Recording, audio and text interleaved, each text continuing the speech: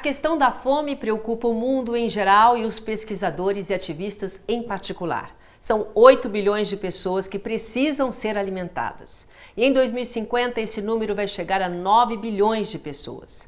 Mas será que o mundo vai dar conta de tudo isso? No Opinião Livre de hoje eu converso com Sérgio Lopes, ele que é produtor audiovisual e também ativista para tratar do consumo inconsciente e também do pior dos desperdícios, que é o desperdício de alimentos. No livro, O que é a cultura do desperdício? Se não interromper, é a gente que acaba, ele trata da carência de comida no prato dos brasileiros e discute também a falta de alimentos no mundo, principalmente quando descartamos, jogamos tudo fora. Muito obrigada pela sua participação aqui com a gente, viu? Um prazer estar com você, Silvia. Trabalho importante que você faz. De que forma, Sérgio, o aumento populacional influencia as cadeias de produção e o consumo? Bom, a gente está falando de muita gente aí, né? Nós vamos chegar aí a 8, 9 bilhões em 2050, né, de pessoas. E na medida que as pessoas aumentam, você tem que produzir mais comida, você tem que gerar uma melhor distribuição desse alimento, né? E esse é um dos grandes problemas que a gente tem. A comida não chega para todo mundo, né? Hoje fala-se que em torno de 30% de todo o alimento que é produzido no mundo é desperdiçado, né? E quando a gente tem um mundo que tem muita gente passando fome... A gente fala por quê, né? Se tem tanto alimento. É uma coisa inconcebível, né? E isso, além do desperdício do alimento, né, que gera uma tristeza aí global, você tem um desperdício econômico muito grande, né? O desperdício de alimentos, a produção de alimentos no mundo, ele gera uma coisa em torno de 8 trilhões de dólares no mundo todo. Se você perde 30% disso, nós estamos falando que você está perdendo 2,4 trilhões de dólares, né? Fora o alimento em si. Então é uma loucura a gente não botar uma lupa em cima disso para tentar resolver essa questão. Então, já que existe tanto alimento, né, que é produzido, como é que acontece a perda dos alimentos? Onde eles se perdem?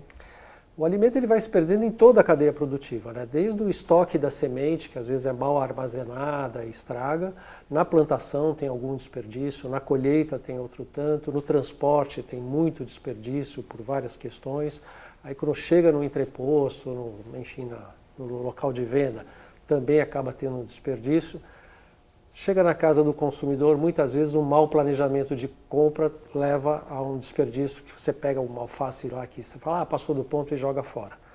E aí quando você joga fora essa alface, você está jogando fora toda a água que foi usada na produção daquela alface, toda a gasolina no transporte, toda a mão de obra de comercialização. Então, um pé de alface jogado fora é muito desperdício. E a gente vê acontecendo muito isso, né? O tempo todo, o tempo todo. É possível, Sérgio, controlar esse, digamos, esbanjamento de coisa? Quer dizer, a partir de que momento dessa cadeia que você está falando é possível mudar alguma coisa? Olha, eu acho que começa pela educação, né, do cidadão como um todo, né, assim, pela forma como ele consome, né. A gente, no pós-guerra, teve uma explosão, né, de produção de tudo, então a gente entrou no que a gente chama de cultura do desperdício, né, onde você produz muito e tem que dar conta de escoar isso, e para escoar isso você escoa investindo em publicidade, propaganda, forçando o consumo, muitas vezes, de coisas que você não precisa. Nem precisa, né? Então, eu acho que a primeira coisa é a educação, a gente aprender a consumir conscientemente qualquer coisa e, principalmente, o alimento, né? Aqui no Brasil, a gente tem a cultura do melhor sobrar do que faltar. Sim. Né? E não é verdade, né? O ideal é que a gente consuma na medida exata da necessidade. Mas você acha que isso realmente é uma coisa de cultura? Porque, por exemplo, quando você vai num país que passou por guerra, eles têm uma maneira diferente de pensar. O Brasil é privilegiado. Esse desperdício é muito mais aqui no nosso país ou é uma coisa que é um alerta para o planeta? Não, o desperdício é global, mas assim, eu concordo com você que pessoas que passaram por algum tipo de necessidade, elas são mais atentas a essa questão, né? Eu conheci uma pessoa que tinha vivido na época da guerra, que ela juntava pedacinho de barbante, juntava qualquer besteira. E eu um dia perguntei, eu falei, eu vejo que você tem mania. Ela falou, você não sabe quando falta essas coisas. E aí, quando você pensa em alimento, nossa, é brutal, né? Mas existe aí, por exemplo, no caso do Brasil, Você pensa, com a sua experiência, com as suas pesquisas, que esse tipo de cultura está sendo colocada já para os nossos jovens? Nós já estamos acostumados a gastar dessa forma porque não tem aí um controle. Que é uma mudança de cultura, da forma de pensar, né? Eu acho que as pessoas de uma geração anterior aí, elas têm essa coisa de que a gente viveu uma época de muita abundância, né? Você não tinha nem as fronteiras planetárias, vamos dizer assim. Você podia ir abrindo área para plantar, enfim, você não tinha preocupação. Então a gente cresceu numa sociedade onde a abundância não era problema. Um exemplo que se fala muito hoje, por exemplo, a poluição de plástico, né? Tem muito plástico por aí. O plástico ele veio para facilitar a nossa vida, né? Antigamente era pote de vidro e tal, e de repente, olha, o plástico é mais leve, cabe em qualquer cantinho, depois você joga fora. Aquilo não era um problema quando ele surgiu. Sim. Porém, com esse volume de pessoas, como você mencionou no começo da conversa, né, que cada vez temos mais gente e tal, aí começa a dizer, bom, o que eu faço com isso? Né? E aí a gente não teve a cultura da reciclagem, né, do reaproveitamento, do não descartar indevidamente. Né? Isso parte um pouco de um conceito que é o seguinte, no começo, no pós-guerra e tal, a gente veio de uma economia linear. Né? Você pegava a mão de obra na natureza, seja mineral, seja orgânico e tal, produzia alguma coisa, manufaturava, distribuía, usava, consumia e descartava. Mais recentemente surgiu o conceito da economia circular. Né? Então, em vez de você ter uma linha que acaba no descarte, você vai reaproveitando, reusando, tudo. E na hora que não tem mais o que fazer, você transforma aquilo numa matéria-prima ou numa compostagem para ser reutilizada. Então esse conceito é relativamente novo. Então a minha geração, por exemplo, tem um pouco de dificuldade de entender isso. A criançada já está aprendendo na escola desde cedo. Fazer reciclagem, a gente tem uma certa resistência. Exatamente. Em relação à importância da reciclagem, né, essa economia circular que você está falando aí, que permite que todos os resíduos voltem à condição de matéria-prima, ou seja, reaproveitadas, como adubo, por exemplo. Sim. Isso já é uma coisa que já está encaminhando no sentido de evolução? Eu acho que está avançando bastante, mas ainda não é todo mundo que tem o hábito, porque é uma nova forma de se organizar até na sua casa, né? Então você fala, eu tenho que juntar, eu tenho que separar, tenho que saber qual é o dia da coleta, ou tenho que levar num posto de descarte. Então tudo isso muda a tua rotina. Então tem pessoas que são resistentes a esse tipo de coisa. Uma das coisas que eu acho que vai ajudar nesse processo é que as empresas estão começando a entender o valor do reuso, da reciclagem nos produtos para a própria empresa. Né? Você pega, só por exemplo, uma empresa de alumínio, ela interessa ter as latinhas de volta, porque aquilo é uma coisa que recicla relativamente fácil. Então, mas a gente mudar os nossos hábitos e adquirir essa nova forma de lidar com os resíduos é que é a grande barreira para quem não cresceu educado dessa maneira. Né? E a gente produz bastante lixo. Às vezes eu olho e falo, nossa, Silvia, como é que você consegue produzir tanto lixo num dia? Né? E qual que é a diferença entre lixão e aterro sanitário? Para onde vai o nosso lixo? Então, antes eu vou falar disso que você comentou, do quanto lixo que a gente produz. É demais. Parece que, em média, o brasileiro ele produz 379 quilos de lixo por ano. Isso dá mais de 1 quilo por dia. Então, você imagina que na emissora nós estamos aqui com umas 8, 9 pessoas, então nós estamos falando de 9, 10 quilos por dia de lixo que a gente gera. E gera mesmo. E gera. Então, o que acontece?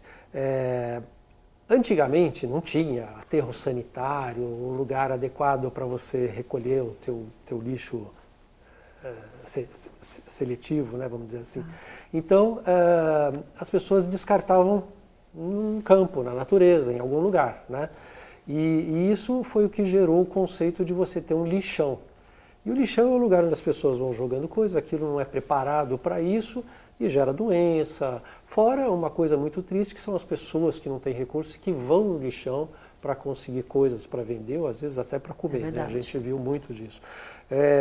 E aí, então, criou-se um modelo mais moderno, que é o aterro sanitário, que é uma obra de engenharia, que tem um lençol embaixo daquela obra toda que evita a já feito absorção, pensada nisso. né, do chorume, né, vamos dizer assim, e tal, e produz gás metano, quer dizer, em vez daquilo ficar gerando CO2, existem hoje já aterros sanitários que eles têm usinas que aproveitam o gás que o lixo gera e fazem gás metano para gerar energia, esse tipo de coisa.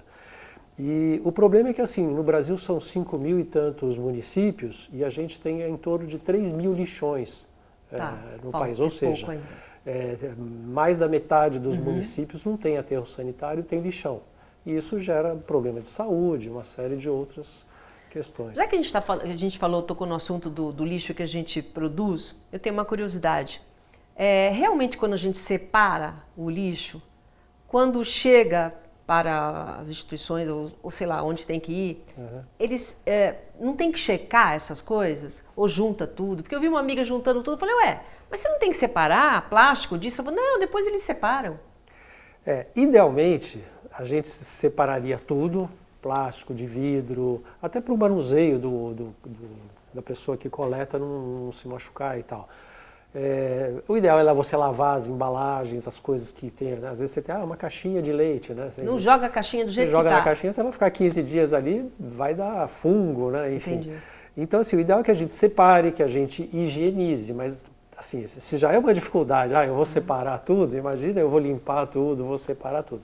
Então, acho que a gente tem um processo cultural aí para chegar no ideal, que sim, é separar tudo direitinho. Tem que separar. O próprio, o que é compostável do lixo, do chamado lixo úmido, né, sei lá, enfim, o lixo de banheiro, coisas assim, que é só o que teoricamente deveria ir para o aterro sanitário. O resto tudo dá para aproveitar. Né? E, por exemplo, em casa, nós produzimos muito lixo, né, que você acabou de falar, que poderia ser evitado. Porque muita coisa vem em caixa, né? Então, por exemplo, essas compras online, eles embalam bem e, claro, devem mesmo fazer isso, e isso é prudente. Mas outro dia, por exemplo, chegou para mim uma pomada minúscula que eu comprei, mas veio numa caixa enorme, né? E tinha uma bolinha dentro, tinha isopor, quer dizer, a gente precisa de tudo isso, já vem com muito... Você recebe a mercadoria já com muita coisa em excesso, né? Então isso é uma cultura que tem que ser da cadeia toda. Sem dúvida, isso é uma coisa que hoje as empresas que se ligam no design, né, dos produtos já começam a pensar dessa maneira. Bom, eu vou fazer um produto que ele tem que ter o mínimo de embalagem descartável possível, ele tem que ter um design que ele aproveita até o formato dele. Tem um exemplo muito simples que a gente dá sempre, que é a pasta de dente. É um tubo fechado que vem dentro de uma caixa. Teoricamente não precisa daquela caixa, né? Enfim, mas é uma questão de design, porque quando empilha a massa e tal. Então, quando você pensa já no design do produto, que ele evite esse excesso de embalagem, você já está contribuindo para a produção de menos lixo e está baixando o custo do produto, né? Porque cada embalagem que você faz tem um custo que o consumidor está pagando. Né? E você acha que as empresas já estão pensando dessa forma, até por uma questão de economia? Olha, estão começando, né, e pela dor, né? Porque, primeiro, a legislação está começando a apertar, então o número de produtos que você tem que recuperar daquilo que você produz vem aumentando. Uma série de itens, né, garrafa PET, não sei o que, começou com 2%, depois 10%, agora já está acho que em 30% de que o fabricante tem que recolher. Né? Só que o core business do fabricante não é recolher embalagem, é fabricar o produto. Então isso já gera uma cadeia de empregos nos catadores, nas cooperativas de reciclagem, essa coisa toda, que certificam esse fabricante, dando um selo para ele de que, olha, a gente recolheu X embalagens desse fabricante, ou seja, ele está fazendo o trabalho ambiental que ele precisava fazer. Mas isso também significa custo para a empresa. E aí o pessoal tem dificuldade, né? Na hora que mexe no lucro, o pessoal fica refratário. Mas eu acho que já a conscientização já está muito grande, né? Essa cobrança, a própria sociedade está cobrando e eu nunca vi tanta gente se preocupar tanto com os produtos, né? Com aquilo que faz. Eu mesmo, o fato de eu reparar que eu estou produzindo muito lixo já é um avanço, porque antigamente a gente nem se preocupava com isso. Enfim, bom, eu tenho que fazer uma pausa aqui, daqui a pouco a gente volta, tá? Até já!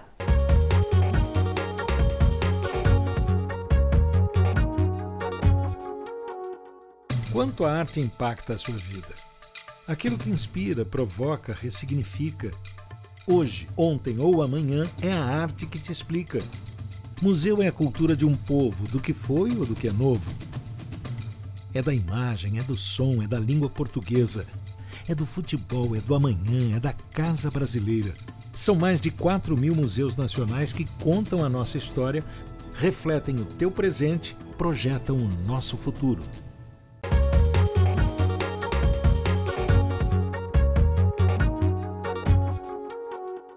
Opinião Livre está de volta, conversando com o Sérgio Lopes, autor do livro O que é a cultura do desperdício? Se não interromper, a gente que acaba. A gente que acaba mesmo? O que vai acontecer se a gente não interromper? A gente acaba, né? Porque chega uma hora que a gente não dá conta, né? Tem uma frase que é bem chavão, mas ela é muito verdadeira, né? Que não existe o planeta B. Quando você joga fora alguma coisa, você joga aqui dentro, né? Então, quanto mais você desperdiça, quanto mais você vai gerando resíduo, lixo e tal, você vai tornando inviável a vida no planeta, né? E tem realmente uma conscientização de governos, de lideranças, né? Não é só das pessoas. Existe aí realmente uma preocupação genuína com o que vai acontecer com o nosso planeta, porque é visível já o estrago que está sendo feito. Pensando de uma forma bem simplista, né? Você vai à praia hoje, né? Se você lembrar quando você era criança na praia e hoje, você fala, nossa, mas tem tanto plástico, tem tanto lixo, tem tanto isso, né? Tem tanto problema, é o trânsito para descer para a praia. Ou seja, o mundo ele está dando sinais de pessoas, está dando sinais de fadiga já, né? A gente está precisando cuidar disso. Parece que não tem realmente tanto espaço para tanta gente, né? Que é o que a gente falou no começo do programa. Tem tanta gente e a tendência é crescer tanto que parece que não vai ter espaço, porque o planeta não vai mudar, é esse aí que nós temos. Exatamente. Então a gente tem que começar a racionalizar. Aí aparece uma coisa, né, que a gente não tinha mencionado na nossa conversa, mas que é a vida mais compartilhada, né? Como os aplicativos, por exemplo, que hoje você talvez não precise ter um carro, você tem um aplicativo que o carro vem na tua porta. Então você bota menos carro no trânsito, né? Enfim. E hoje tem esses aplicativos também que você pode alugar uma casa na praia no fim de semana. Então se você é uma pessoa que gosta muito de praia, mas não pode ir para a praia todo fim de semana, talvez não valha a pena você ter uma casa. É melhor você eventualmente alugar uma casa no fim de semana, enfim. Então essa visão também de compartilhar, os jovens eu acho que têm um olhar mais tranquilo para isso, né? Eles têm essa coisa de, a gente vai compartilhar o apartamento, a gente pega a bicicleta na esquina, com o aplicativo, então eles têm mais leveza para lidar com essa questão. Eu acho que nós somos de uma geração que gostava do ter, do possuir, né? Talvez até para poder ostentar. Olha, eu tenho capacidade de consumo porque eu sou uma pessoa bem-sucedida, né? Hoje em dia você não precisa, você é bem-sucedido pelo que você faz, né? Pelo que você é e não pelo que você tem. Eu acho que isso está mudando. Quanto mais bem-sucedido, até nas roupas, né? Anda com um tênis, com uma calça jeans, com uma camiseta branca e tá bom em qualquer lugar. Bom, o que nós podemos fazer para mudar essa cadeia de produção que a gente está falando? De efetivo. Olha, são muitas coisas, né? Primeiro é a consciência do que está sendo produzido, o porquê que está sendo produzido, né? É lógico que, vamos falar de indústria, por exemplo, a indústria visa o lucro, né? Ela quer dar dividendos para o acionista. Então, a escolha de, eu vou fazer um produto sustentável, eu vou fazer um produto ecologicamente correto, esse tipo de coisa, ainda é uma das coisas que se pesa, mas não é o principal peso. O principal peso é a receita que vai dar aquele produto. Então é essa mentalidade que a gente vai ter que mudar um pouco daqui para frente. Um exemplo todo mundo está muito consciente de que o petróleo, né, ele é uma fonte de poluição muito grande. Por outro lado, ele é uma fonte de renda muito grande para quem explora petróleo. Então como é que você convence, né, um Emirado Árabe a dizer, olha, vamos parar de produzir petróleo porque isso é ruim para o planeta? Enfim, é uma região que vive disso. Então, essa mudança de mentalidade é uma coisa que vai acontecer a médio e longo prazo e, infelizmente, talvez a gente não tenha esse prazo. A gente vai ter que acelerar de outro lado, né? Eu fico impressionada com tantos plásticos, tantos vidros, tanta caixa de papel, no sentido até de mudanças em relação a isso. O que pode ser pensado? Já existe? Então, eu acho que hoje as escolas de design estão preparando uma geração de designers que começa a pensar o produto a partir da sua utilidade e o seu não desperdício de material. Então isso é uma coisa que ao longo do tempo a gente já vai ver uma mudança grande. E a cadeia produtiva ela tem que se aprimorar o tempo todo, né? Eu vou dar um exemplo bem simples, mas por exemplo, uma das coisas que promove o desperdício de alimento é o transporte. E por quê? Porque o produtor rural, ele bota num caixote, aí bota no caminhão, o caminhão chega no entreposto, bota num outro caixote, que bota numa outra embalagem, e nesse processo só de troca de embalagem, você tem uma perda muito grande. Sim. Então hoje já tem uma série de empresas que estão estudando a embalagem única, que aqui o fazendeiro põe lá na vai caixa ser a mesma e vai até o ponto de venda. Né? Consumidor. Exatamente. Tá. Então você já evita um tipo de desperdício. Então isso é uma evolução do processo, né? Porque o cara do supermercado não achava que o caixote do produtor rural era um problema dele. Sim, né? sim. E hoje ele Entendi. enxerga que é. Você vê que é uma porque mudança de ele está consciência comprando mesmo. um volume de comida e está recebendo menos, porque Sim. vai se perdendo no caminho. Sim. Por que tudo é lixo? Não poderia ter uma cultura de aproveitamento, por exemplo, da casca dos alimentos? Tudo isso a gente sabe que funciona, né? Até a casca de ovo pode ser adubo. Esse tipo de aprendizado, você acha que falta hoje se fala muito nisso, é o chamado aproveitamento integral dos alimentos. Em que você pega, antigamente você pegava lá, sei lá, uma couve-flor, você cortava o talo, jogava fora, tirava as folhas, jogava fora. Hoje, né, enfim, o pessoal aí ligado na gastronomia, principalmente os mais naturebas, vamos dizer assim, né, o pessoal da permacultura, os veganos e tal, eles foram desenvolvendo técnicas para, não, vamos aproveitar essa folha para tal coisa, pesquisas, né? o talo para outra coisa. Às vezes você joga fora partes da fruta ou da planta que é mais nutritiva do que a própria fruta ou que a planta. Outro dia eu descobri, sabe o quê? Que a casca da banana é boa para a pele. Eu falei, não acredito, aí eu descasco já começa a passar, aí cresce a sobrancelha não sei com o quê. A casca de abacaxi é boa para não sei o quê. Quer dizer, existe aí uma pesquisa que está ajudando muito a gente. Antigamente eu não sabia mesmo. Tudo que é orgânico tem algum valor ou nutritivo ou, enfim, de alguma maneira ele serve para regenerar a própria terra ou alguma coisa assim. Então a gente tem que aprender isso, né? Quer dizer, é a ciência da natureza.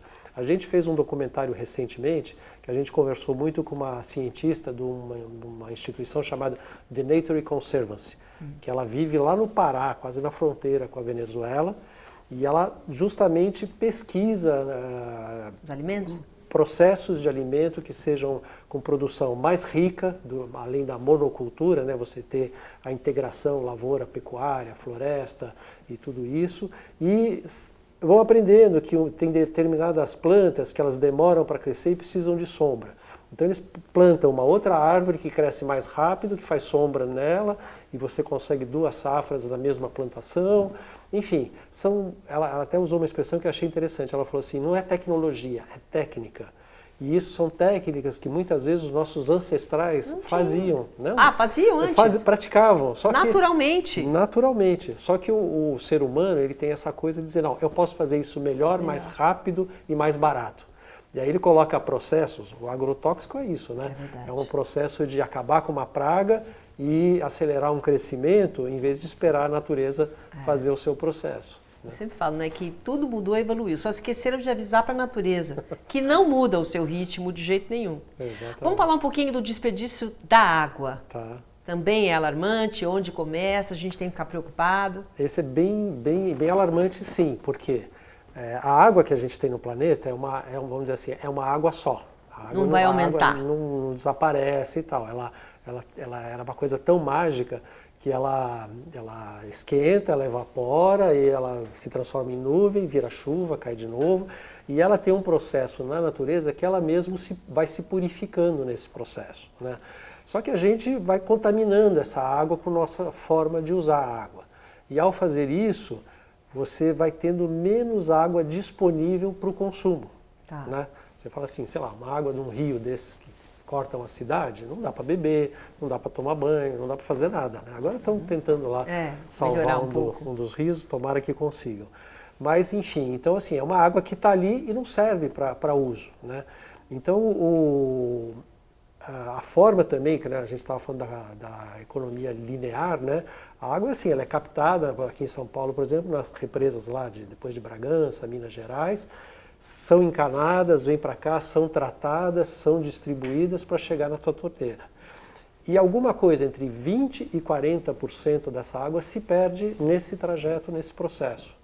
Então quando você fala assim, eu vou escovar meu dente, mas 2 minutinhos, eu deixo a torneira aberta, é uma água que veio lá de Minas, foi tratada, trabalhada, quando chegou na tua casa você deixa a torneira aberta.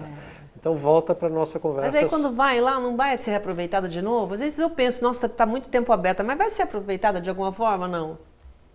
Vai ter que ter todo esse processo de novo, vai custar tudo o que custou de novo, né? Quer dizer, é um desperdício. Então, se a gente também vai adquirindo essa consciência e tal, a criançada já está mais ligada nesse tipo de coisa.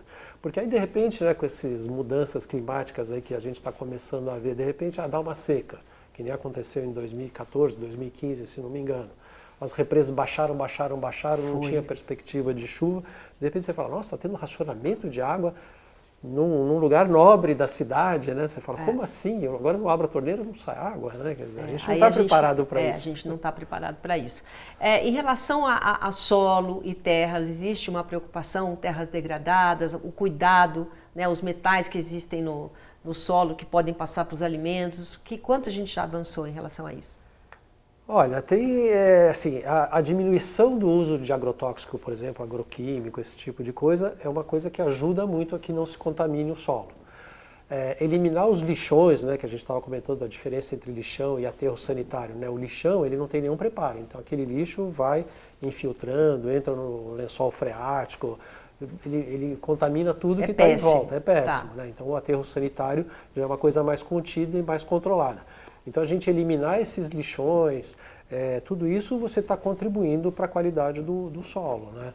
Enfim, então são processos que a gente vai aprendendo a lidar. Outro dia alguém me perguntou, falou assim, poxa, mas por que a gente tem que pagar água? Por que eu não posso furar poço artesiano? Então tem que ter uma gestão dessa água de alguma maneira para você poder abrir a tua torneira e receber uma água limpa e tratada. O Sérgio, você fez documentário em relação a isso, você é um estudioso, você escreveu. O que você quer passar? Por que essa dedicação em relação a esse tema e o que você espera? Olha, assim, bem resumidamente, primeiro, o eu aqui é um pouco egoísta, porque a gente tem uma equipe enorme que trabalha desde jornalistas que ajudam a gente a fazer pesquisa, roteiristas, enfim, diretores de cena que trabalham comigo, essa coisa toda uma equipe. Mas, de qualquer forma, eu percebo que desde que eu mergulhei nesse assunto, né, em 2015 mais ou menos, que eu tive um evento que me chamou a atenção para esse assunto, eu vi que eu fui mudando a minha forma de enxergar a nossa forma de viver mesmo. Quanto mais informação você tinha, mais você mudava. Exatamente. Tá. E aí, assim, eu acabei de me certificar num projeto chamado Climate Leaders, que é um projeto que foi criado pelo Al Gore, que está hoje já no mundo todo, esteve lá na COP, que é um projeto justamente de conscientização sobre as questões climáticas. E aí você vai aprendendo, vai pegando informação, tudo isso. Então eu falei, puxa, eu trabalho com comunicação, né, produção de conteúdo. Eu vou usar essa minha ferramenta de trabalho para fazer uma coisa que ajude as pessoas a enxergarem tudo isso que a gente está aprendendo e, quem sabe, a gente vai se transformando para melhor, espera. E como missão, né? Como você quer, o que você quer, tem um minutinho agora para a gente terminar, o que você quer deixar de mensagem para essa geração que está aí? Pode falar para nós também. O que é mais importante a gente guardar desse nosso bate-papo aqui? Olha, eu acho assim, né? O ativismo, ele nasce em cada um na medida que você vai se indignando com alguma coisa e acha que aquilo podia ser feito de outra forma. Então eu acho muito importante que todos nós olhemos para o nosso entorno, para a nossa forma de viver e diga, puxa, isso aqui não está certo, isso aqui não está indo num bom caminho. Então eu vou fazer alguma coisa para mudar isso. Seja ingressando na política para fazer leis, para ajudar a controlar questões, seja na academia, dando aula, seja produzindo conteúdo, seja fazendo como você que dá espaço para que as pessoas se coloquem para a tua audiência. Enfim, eu acho que o importante é que a gente não se omita, a gente faça alguma coisa positiva para o nosso modo de viver, né? Tá certo, tá bom. Muito obrigada, viu? Obrigada por estar aqui com a gente. Eu oportunidade. Muito obrigado. Nossa Opinião Livre vai ficando por aqui. Obrigado pela sua companhia e até o próximo programa. Tchau.